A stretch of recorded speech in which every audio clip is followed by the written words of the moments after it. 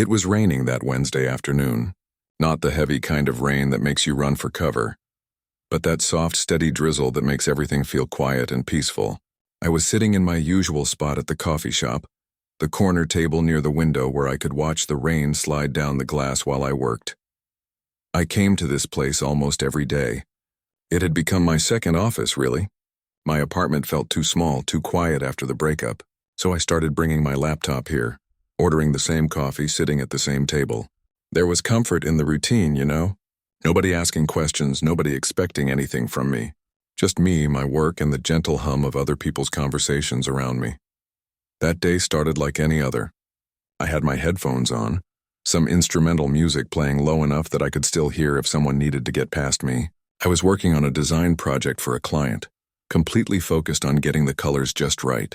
That's when I felt it. That strange feeling you get when you know someone is looking at you, even though you're not looking at them. I glanced up from my screen, and that's when I saw her. She was walking past my table, but not in the normal way people walk past. She was moving slowly, deliberately, like she was in no rush at all, like she had all the time in the world. She wore this deep red coat that stood out against the gray, rainy day outside. Her hair was dark and slightly damp from the rain, but what really caught my attention was the way she looked at me. Just for a second, her eyes moved from my laptop screen to my face, and then she smiled. Not a big smile, not the kind strangers give each other when they accidentally make eye contact. This was different. It was small, knowing, like we shared some secret that I wasn't even aware of yet. Then she continued walking toward the counter to order her coffee. I tried to go back to my work.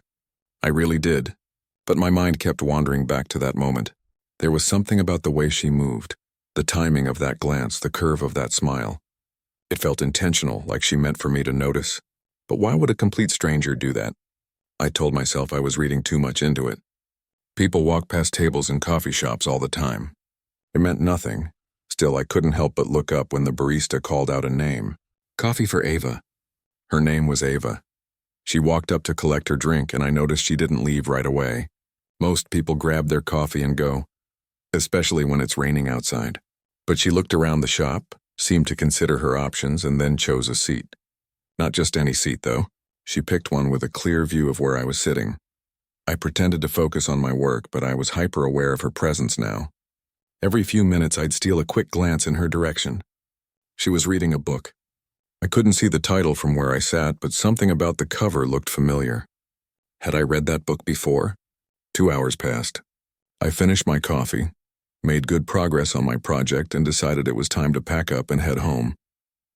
I closed my laptop, put it in my bag, and stood up. As I pushed my chair in and turned toward the door, she got up too. Not to leave, but to walk toward the restroom at the back of the shop, and here's the thing. She had to walk past my table to get there. The shop wasn't that big, and there was only one way to the restroom. But the way she did it, I swear it was the same as before. That slow, measured pace. Like she was giving me time to notice her. Like she wanted me to. Our eyes met as she passed. For 3 full seconds, maybe longer, we just looked at each other. Neither of us said anything. Neither of us smiled this time. It was just this moment of recognition, of something unspoken passing between 2 strangers in a crowded coffee shop on a rainy Wednesday afternoon. Then she was gone, disappearing into the restroom, and I was left standing there with my bag over my shoulder, wondering what had just happened. I walked out into the rain, but my mind stayed in that coffee shop, replaying those 2 moments over and over. That night, I couldn't stop thinking about her. I told myself it was nothing, just a random encounter that my lonely brain was turning into something more significant than it was. I'd been single for 6 months, focusing entirely on work, avoiding anything that felt like dating or romance or complications. Maybe I was just starved for attention, for connection, for something other than client deadlines and empty evenings. But there was this voice in the back of my mind that kept whispering. She knew exactly what she was doing. The way she walked, the way she looked, the way she chose that specific seat, it wasn't random. It couldn't be. Or could it? Maybe I was losing my mind. Maybe this is what happens when you spend too much time alone, working in coffee shops, watching rain fall against windows. I decided I was overthinking it. Tomorrow I'd go back to the coffee shop, sit at my usual table, and everything would go back to normal. She probably wouldn't even be there. It was a one-time thing, a weird coincidence that my brain had turned into a story because I was bored and lonely, and maybe a little bit desperate for something interesting to happen in my carefully controlled, emotionally safe life. But deep down, I knew something had shifted. In those few seconds of eye contact and that slow walk past my table, something had been set in motion. I just didn't know what yet. I didn't know that this was only the beginning. That she had been planning this moment for longer than I could imagine. That nothing about what happened that day was accidental.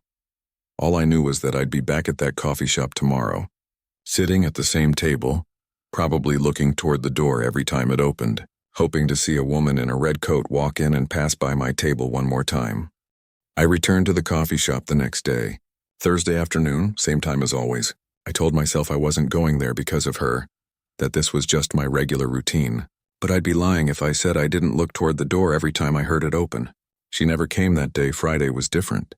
I was already settled in halfway through my second coffee when she walked in.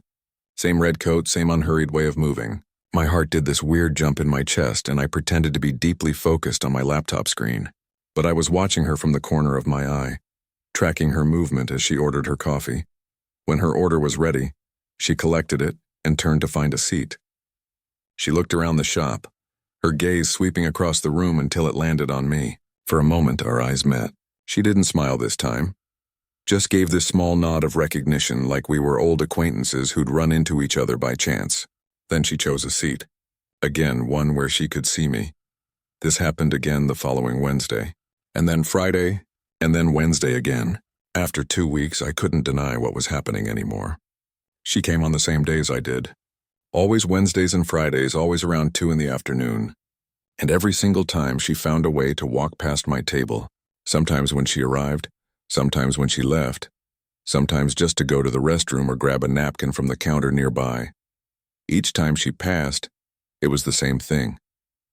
That slow, deliberate walk. Sometimes she'd glance at me and smile. Sometimes she'd look straight ahead like she didn't even notice me. But there was something in the air between us. This crackling awareness that made it impossible to ignore. I started noticing little details about her. The books she read, always fiction, always with worn covers like she'd read them multiple times. The way she took her coffee, black with 1 sugar. The fact that she never used her phone while she was there. She just read or looked out the window or sometimes looked at me. My friend David told me I was being ridiculous. Just talk to her, man, he said when I mentioned it over drinks one evening. What's the worst that could happen? She says no? At least you'll know. But it wasn't that simple. There was this game happening, this dance we were doing, and I didn't want to break whatever spell we were under. Part of me worried that if I spoke to her, the magic would disappear, and she'd turn out to be just another person. Or worse, that I'd discover I'd been imagining the whole thing and she barely noticed me at all. The 3rd week changed everything.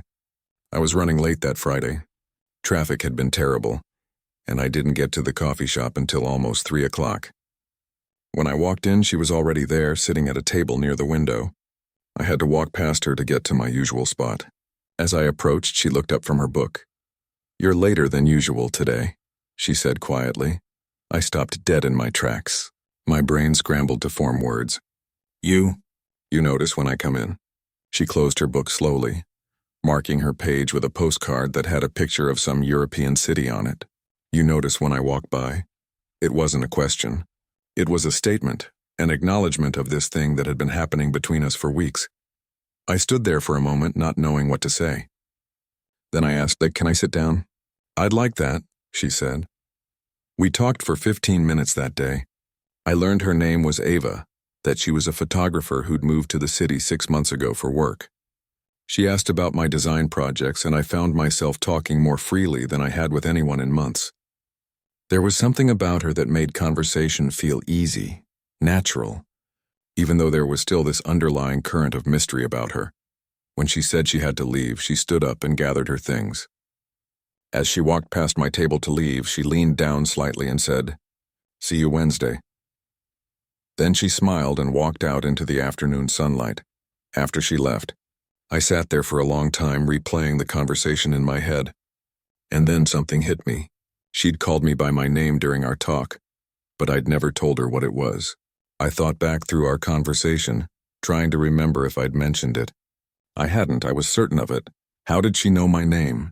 That night I couldn't sleep. I kept thinking about it, turning it over in my mind. And then around 2 in the morning, it came to me. My laptop case. I had a sticker on it from a design conference I'd attended last year, and it had my name printed on it. She must have seen it one of those times she walked past my table, which meant she'd been paying attention. Really paying attention. She'd been noticing details about me while I thought I was the one observing her. The thought sent a shiver through me that wasn't entirely comfortable. It was exciting, yes, but also a little unsettling. How long had she been watching? What else had she noticed? Wednesday came and we talked again. This time for half an hour. I learned she loved old movies, the kind shot in black and white where people talked fast and fell in love faster. She told me she'd moved here to escape a life that felt too small, too predictable. Sometimes you need to reinvent yourself, she said, looking directly at me. Start fresh where nobody knows your story. I found myself opening up too, telling her about my breakup, about how I'd been hiding in work for the past 6 months. She listened in this way that made you feel like your words mattered, like she was really hearing you and not just waiting for her turn to talk. Our meetings became regular after that. We never planned them, never exchanged numbers or made definite arrangements, but every Wednesday and Friday at 2 o'clock we'd both be there. Sometimes we'd talk for 10 minutes, sometimes for an hour. The conversations got deeper. She told me about growing up in a small town, always feeling like she didn't quite fit. I told her about my family, about the pressure to be successful, to have everything figured out. But there were still things she held back. When I asked about her photography, she'd get vague. When I asked about her previous life, she'd change the subject. There was this wall around certain parts of her, and I couldn't figure out if she was being mysterious on purpose or if there were things she just wasn't ready to share. Then came the Friday that changed everything. I was at my usual table when someone called my name. I looked up and saw Rachel, my ex-girlfriend, walking toward me. My stomach dropped. She wanted to talk, she said, to explain things, to maybe see if we could work things out. I didn't want to have this conversation here, not in my safe place, but she'd already sat down and started talking. That's when Ava walked in. I saw her enter, saw her eyes find mine immediately. Then she noticed Rachel sitting across from me. For the first time since I'd met her, Ava's expression changed. The confidence, the mystery, the knowing smile, all of it vanished for just a moment. She looked hurt. Or maybe disappointed. I couldn't quite read it. She walked past our table quickly, without slowing down, without looking at me. She ordered her coffee and left within 5 minutes of arriving. She didn't choose a seat. She didn't read her book. She just left. I cut my conversation with Rachel short. I told her I was sorry, but I'd moved on and she needed to do the same. It wasn't kind and maybe it wasn't fair, but it was honest. After she left, I sat there for another hour, hoping Ava would come back. She didn't. The following Wednesday, I arrived early. 2 o'clock came and went. No Ava. I stayed until the coffee shop closed. She never showed up. Friday was the same. Then the next Wednesday, and the next Friday, she was gone. And I realized, sitting there alone at my corner table, that I'd lost something important before I'd even fully understood what it was. 3 weeks passed without seeing her. 3 weeks of sitting at that same corner table, watching the door, hoping each time it opened that she'd walk through. But she never did. The coffee shop felt different now, emptier somehow, even when it was crowded with people. The magic had gone out of it. I found myself arriving earlier and staying later, as if maybe I'd just been missing her, as if our schedules had somehow gotten out of sync. But deep down I knew better. She was avoiding this place because of what she'd seen, because of Rachel sitting at my table, because I hadn't been clear about my past actually being in the past. I started asking the staff if they'd seen her. The barista who usually worked the afternoon shift, a college student named Tom, remembered her. The woman with the red coat? She came in last week, really early in the morning, like right when we opened, looked upset about something, got her coffee to go and left real quick. So she was still in the city, still alive and okay, but she was deliberately avoiding the times she knew I'd be there. The thought made my chest ache. I'd spent 6 months carefully rebuilding my life after the breakup, protecting myself from feeling too much, from getting hurt again. And now here I was, hurting anyway, missing someone I barely knew but somehow couldn't stop thinking about. My friend David said I was obsessing. Dude, you talked to her like what, 5 times? You don't even know her last name. Why are you acting like you lost the love of your life? But that was the thing. It wasn't about how much time we'd spent together. It was about the way those moments had felt. Like finding something you didn't know you'd been looking for. Like recognizing someone even though you'd just met them. I tried to move on. I went on a date with someone from a dating app. Nice person, good conversation, but all I could think about was how they weren't her. How they didn't have that same way of looking at me. Like they could see past the surface into something deeper. How there was no mystery, no unspoken connection. Everything was just normal. And normal felt boring. 4 weeks after I'd last seen Ava, something strange happened. I was packing up my laptop to leave the coffee shop when I noticed something tucked into the pocket of my laptop bag. It wasn't there when I'd arrived. I was sure of that. I pulled it out and found myself holding a photograph. It was a picture of me sitting at my corner table, completely absorbed in my work. The angle suggested it had been taken from across the room, probably from one of the seats where Ava used to sit. The photo was beautiful, actually, black and white, with the afternoon light streaming through the window behind me, creating this soft glow around everything. I looked peaceful in it, content, lost in my own world. I turned the photo over. On the back, written in elegant handwriting, was an address. Below the address, just 3 words, "If you're sure." My hands shook slightly as I held the photograph. She'd been here. Today. She'd come into the coffee shop probably while I was in the restroom or getting a refill and slipped this into my bag. She'd been that close and I hadn't even known it. I pulled out my phone and typed the address into the Maps app. It was an art gallery across town in the district where all the creative types hung out. I searched for the gallery's name and found their website. They had an exhibition opening in 2 days. The featured artist was A. Monroe. I clicked on the artist's profile and there she was. Ava Monroe, photographer. The bio said she specialized in candid street photography and observational portraiture. The exhibition was titled The Art of Observation. I scrolled through the preview images on the website. They showed various people in public spaces, caught in private moments. A man laughing alone at something on his phone. An elderly woman feeding pigeons in a park. A couple arguing on a street corner, both looking away from each other. Each image told a story, captured something true about human experience. I spent the next 2 days in this weird state of nervous anticipation. Part of me was excited, eager to see her again, to understand what this all meant. But another part was anxious. The message on the photo, "If you're sure," implied that I needed to be certain about something before showing up. But certain about what? About being over Rachel? About wanting to pursue whatever this thing was between us? About being ready for something real? The night before the gallery opening, I barely slept. I kept rehearsing what I'd say to her, trying out different approaches in my head. Casual, serious, apologetic? But everything sounded wrong, too scripted, too prepared. Finally, around 3 in the morning, I decided to just be honest. To tell her the truth about what I'd been feeling. What these past weeks without her had been like. The gallery opening was scheduled for 7 in the evening. I showed up at 7:15, figuring that would give enough time for the initial crowd to settle in, but not so late that I'd miss her. The gallery was in an old converted warehouse, all exposed brick and high ceilings. When I walked in, the place was packed with people holding wine glasses and having animated conversations about art and meaning and technique. The photographs lined the walls, each one spotlit and labeled with a title. I moved through the crowd looking at each image, impressed by the skill and sensitivity of the work. Ava had real talent. She didn't just take pictures. She saw people, really saw them in ways they probably didn't see themselves. And then I turned a corner and stopped breathing. There, on the main wall of the gallery, was a series of 5 photographs. They were all of me. Different days, different moments, all taken in that coffee shop over the past few months. In one, I was staring out the window at the rain, looking melancholy.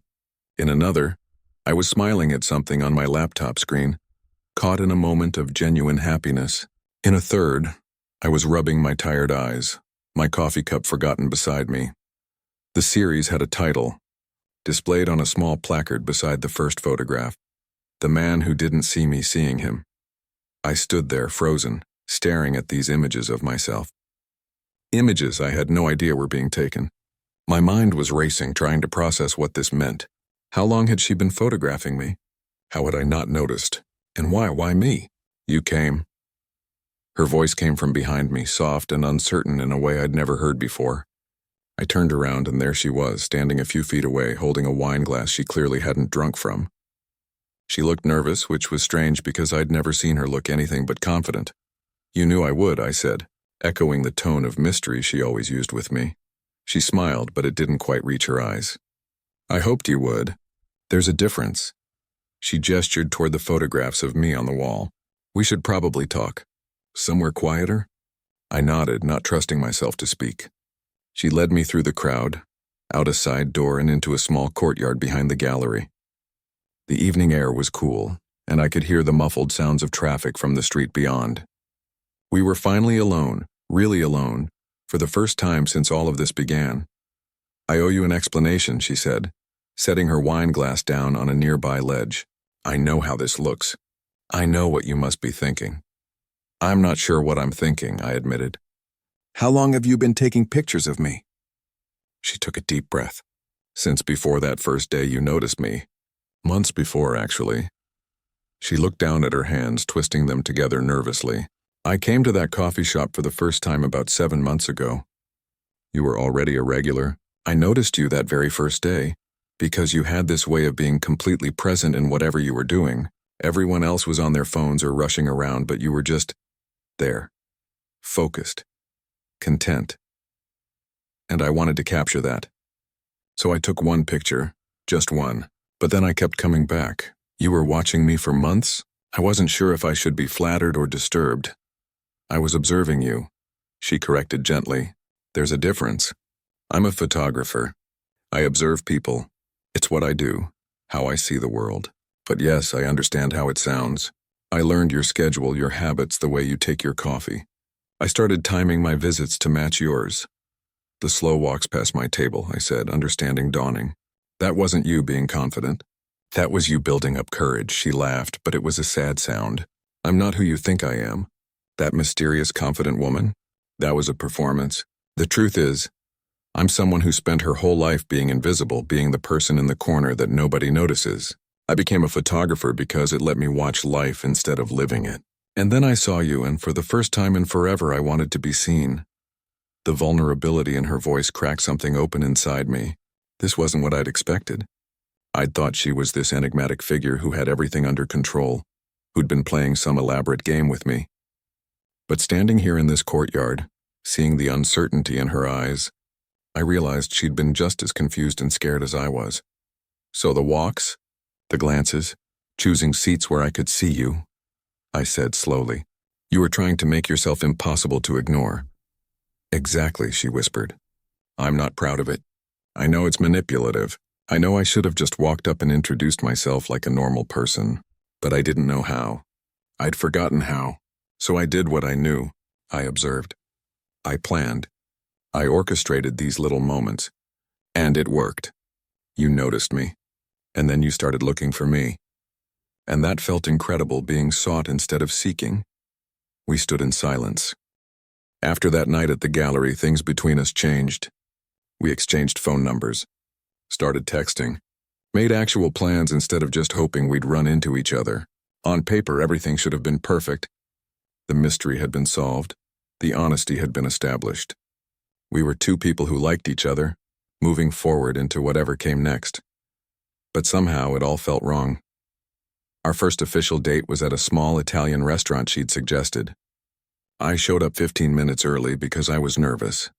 She arrived exactly on time, looking beautiful in a blue dress I'd never seen her wear before. We sat across from each other, ordered wine and pasta, and tried to have a conversation. But it felt forced, awkward in a way our coffee shop talks had never been. "So how was your day?" she asked, and I could hear how rehearsed it sounded. "Good, yeah. Finished a project for a client, you?" The words felt hollow in my mouth. "Shot a wedding. Long day, but the couple was sweet." She smiled, but it didn't reach her eyes. We were two strangers on a first date, trying too hard to impress each other. All the easy connection we'd had before, it had just evaporated. Where had it gone? Why did sitting across from her at a dinner table feel more distant than watching her from across a crowded coffee shop? The date ended with an uncomfortable hug and vague promises to do it again soon. I walked home feeling confused and disappointed. This was what I'd wanted, wasn't it? To take things to the next level. To turn whatever we had into something real? So why did it feel like we'd lost something important in the process? We tried again. Coffee dates, walks in the park, a movie. Each time, the same thing happened. We'd talk, we'd laugh, but there was this invisible wall between us that hadn't been there before. The spark, the magic, the thing that had drawn us together in the first place, it was fading, and I couldn't figure out why. After our fourth date, Ava texted me, "Can we talk?" Like, really talk? We met at the coffee shop, the place where it all began, but we didn't sit at our old tables. We sat together at a table in the middle of the room, face to face, nowhere to hide. "This isn't working," she said, and my heart sank even though I'd been thinking the same thing. I don't understand what happened. That night at the gallery, everything felt so right. But now it feels like we're trying too hard, I finished for her. She nodded, looking miserable. I keep thinking about those weeks in this coffee shop before we ever spoke. The way I felt when I'd walk past your table, when our eyes would meet, my heart would race. I'd feel so alive, so present, and now I feel nothing like that. Why? I'd been asking myself the same question. And slowly, over the past few days, an uncomfortable answer had been forming in my mind. I think, I said carefully, maybe what we had wasn't actually about each other. Maybe it was about the chase, the mystery, the not knowing. Her face went pale. No, that can't be it. Think about it, I pressed on even though every word hurt. You said it yourself. You spent your life being invisible and I made you feel seen. And me? I was hiding from feelings, from risk, and you gave me something safe to feel. A crush that didn't require me to be vulnerable because we barely knew each other. It was perfect because it wasn't real. It felt real, she whispered. It felt exciting, I corrected gently. There's a difference. We sat in silence for a long moment. Around us, the coffee shop hummed with life. People working, studying, meeting friends, living their normal lives. And here we were, two people who'd built something beautiful on a foundation of fantasy, watching it crumble under the weight of reality.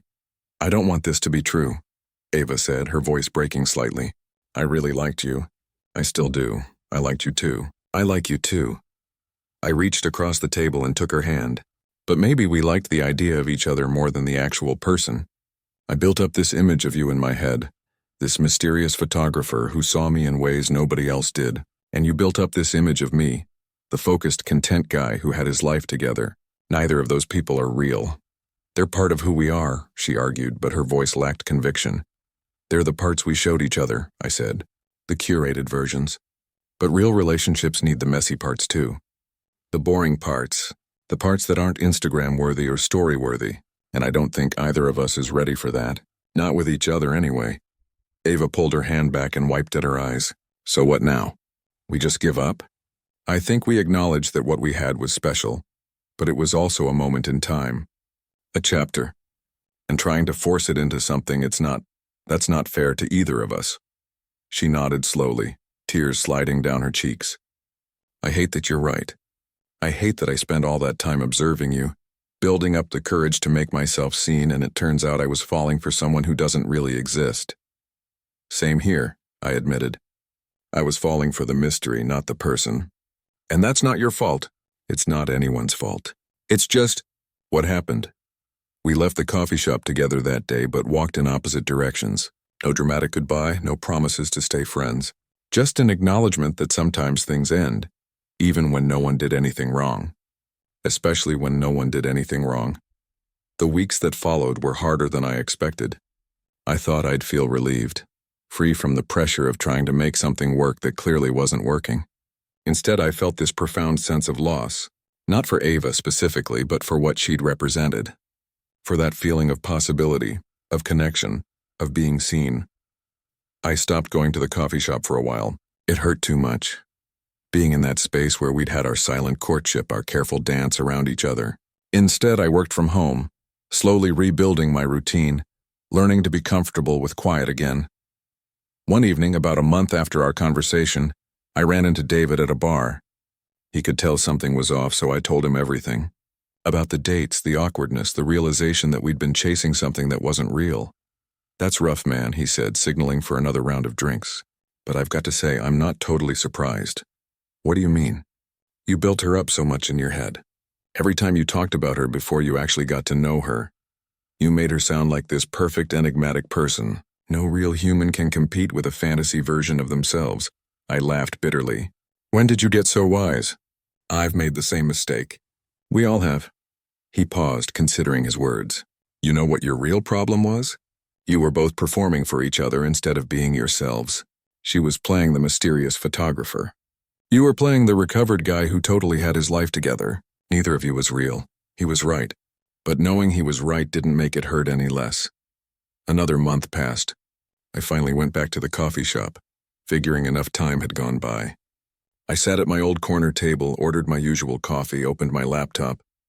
It felt strange at first, like wearing old clothes that don't quite fit anymore. But gradually I settled back into the rhythm of it. I didn't look toward the door every time it opened. I didn't scan the room for a woman in a red coat.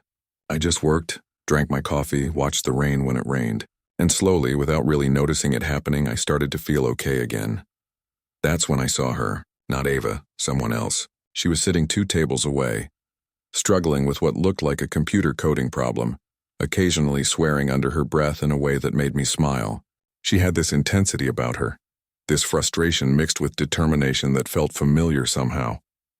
Without thinking too much about it, I called over. You need a hand with that? She looked up surprised. You code? A bit. Enough to be dangerous. I stood up, picking up my coffee. Mind if I take a look? Please, she said, gesturing to the seat across from her. I've been staring at this error message for an hour. Her name was Priya. She was a data analyst who was teaching herself Python in her spare time. We spent 20 minutes figuring out her code problem together. When we